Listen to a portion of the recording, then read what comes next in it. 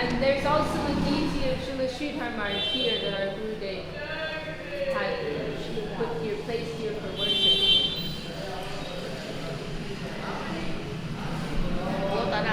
So we do have a full day, but this is like our home here, right? So we want to have some remembrance, feel some connection here.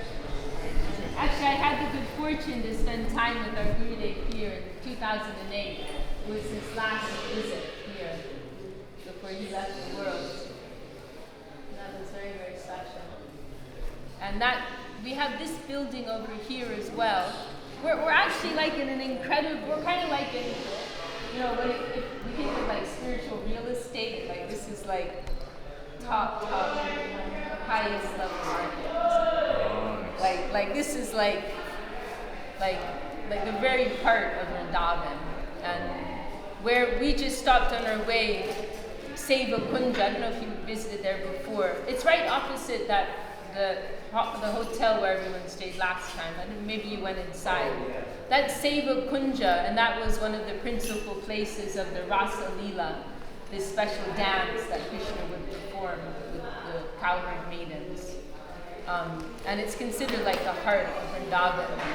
And also it was very central for the meetings of the 6 Goswamis and all the great saintly persons in the time of Mahaprabhu. And we're like right adjacent on this side. We'll go there next to the Radha Damodar temple, it's called.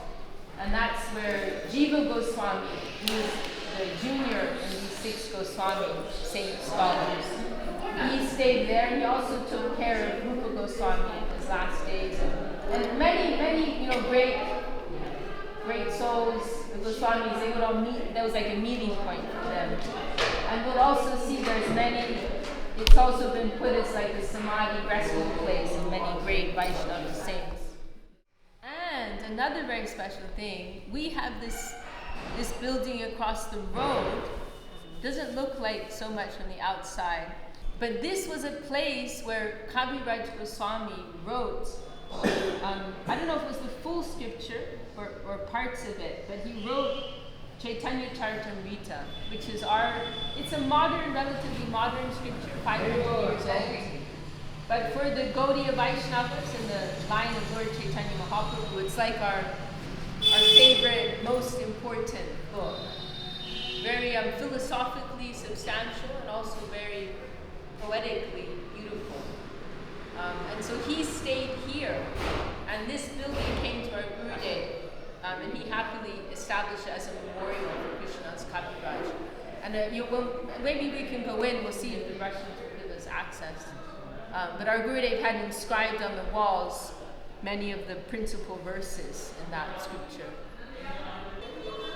So I wanted to say one thing about how this place came into some of you will remember from hearing the story last year, some of you already know. But there's a very special history of how this land came into our Gurudev's hands.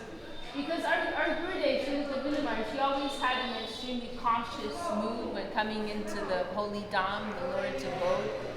And he originally he didn't even want to place in Vrindavan at all. He was just thinking to establish like a ashram guest house in Govardhan for visiting pilgrims. But then he saw the Westerners, they like to visit Vrindavan. There are so many special places here. And so our Gurudev thought, let's make something for our pilgrims, right? To give them shelter. But he wasn't thinking to come near this area because, as I said, it's like a very central sacred area. So he originally purchased a piece of land kind of on the outskirts of Vrindavan, and he was building something there. And then there was a huge storm that came and like destroyed the construction. And so he actually waited. It was like about 2 years. Our Gurudev was always like super cautious. He was always like reading signs from the environment. And so we thought, well, this was my idea, but maybe the Lord has other plans. So he waited. He was waiting like for 1 or 2 years, trying to see which way things would flow, right? And I heard some recordings of him talking about it in that interim period, like really puzzling over, like why did that happen? happened? Why did that building get destroyed? What's the Lord's plan? And then there was this miraculous event. So previously in Navadvip, first of all, the electricity was really, even when I was living there, like the electricity would go off. Well, like we're experiencing in Govardhan, it's not so steady. So now Navadvip's really good, but when I was living there, it would go off often once a day. And then earlier in the 90s it was worse. And of course no mobile phones, right? Everything's phone line. And sometimes the phone lines would get cut. Could be like some storm or some animals, and there would be no phone lines running for could be a week, 2 weeks, 3 weeks sometimes. And so this one occasion, the phone lines were down, and there would only be like 1 or 2 lines in the whole temple. Everything used to go through our Gurudev's phone line. So anyway, one occasion the phone lines had been down like a week or something. And our Gurudev, he would pick up the phone every now and again, to check, is it working, is there a tone, dial tone. And then one afternoon he picked it up and there was a voice on the other end. And this is in Navadvip, and it was this devotee it was the father of, does anyone remember this? It was Mahesh was his son, but his father, I can't remember. But they're a whole family line. They're like friends of our devotional community. They have a shop we all go to, clothing shop. But anyway, this devotee in Vrindavan, like a resident here, Indian devotee, he was on the other end of the phone, and he was telling our Guru, "Oh Maharaj, I've come.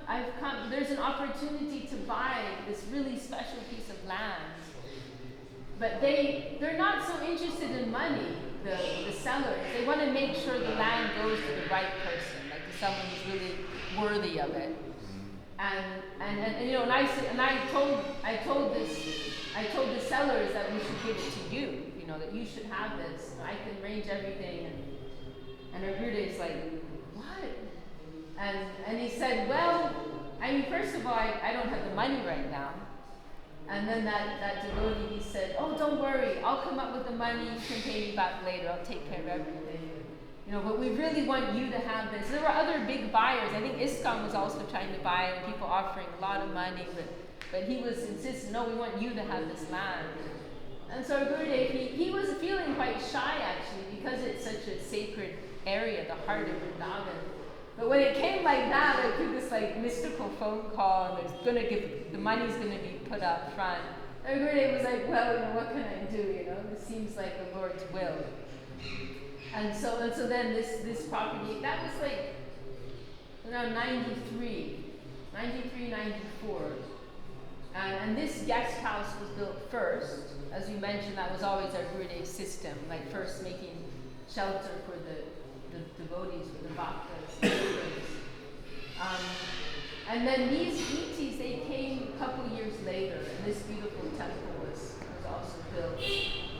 And our Gurudev, he also had this meditation, this reflection that his guru, Srila Sridhar Maharaj, needed a place for his meditation in this part of Vrindavan. Like he should be present here. He's of that stature.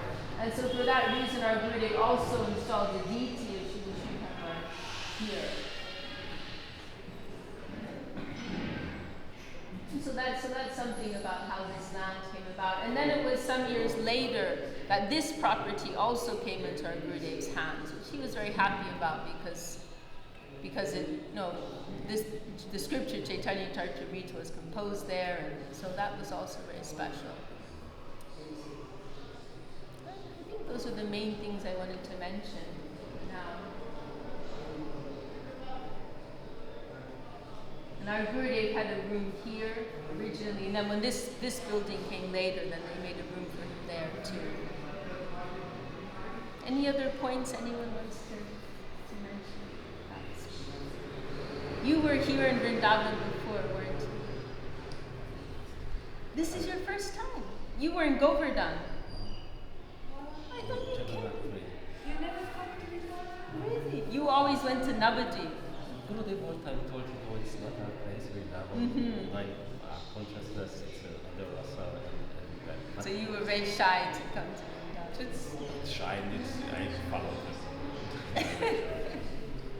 Oh, I did want to mention one other thing. There are some instructions that Mahaprabhu gave when it was Jagadananda Pandit, one of his close associates, was going to visit Vrindavan. Then at that time, Mahaprabhu gave him 4 special instructions. And one of them was not to climb the Govardhan hill, because some people do climb the hill. And at that time, there was this beautiful deity there. So some pilgrims would like to climb the hill to see that deity. But Mahaprabhu pointed out, but we consider Govardhan a form of Krishna. It's a sacred hill, so we don't want to step on that hill. Now that deity has moved. It's in Rajasthan. So that was one instruction, not to climb the Govardhan hill. One was always stay in the shelter of your guardians there. That was Rupa and Sanatan Goswami. So go there under guidance. Don't go alone independently like that. That was another instruction. Another was don't stay too long. Because it's a very sacred place, and actually there's so much going on beneath the surface that we don't see. I just heard that this Seva Kunja, where this special dance takes place, the residents here, they actually lock it every night. They don't allow anyone to enter there. So don't stay too long. And then the 4th one was, not to imitate the local people here. They have their own special mood of devotion and their own unique practices, and not to imitate them, and respect what they do, and not to copy, not to imitate what they do. For example, one thing you'll see is here they're always chanting Radhe Radhe, the name of Radharani, which is very beautiful, actually. We are always saying, Hare Krishna, and Krishna is kind of more in the front. But when we have a deeper understanding of our conception, we appreciate that Radharani, right, the supreme feminine potency, she's actually in a primary position for us. It's a very wonderful thing. But we kind of keep that as something kind of like on a top shelf, we don't put Radharani's name in the front, it's kind of like a hidden, very sacred conception. But you'll see here in Vrindavan, they chant Radhe Radhe. They don't say Krishna so much, actually. They say Radhe Radhe, which is a very wonderful thing, but we don't imitate that. We prefer to be a little more careful in how we say her name. That is how we advise them. So like that, you'll see there are some different practices, different style here, and like that. So that was everything I wanted to mention. What time is it now? 10:40. 10:40. Okay, so maybe we'll go to Radha Damodar next. And then Just there. yeah, just there. Okay. Jai Shri Shri Guru Granth Jai.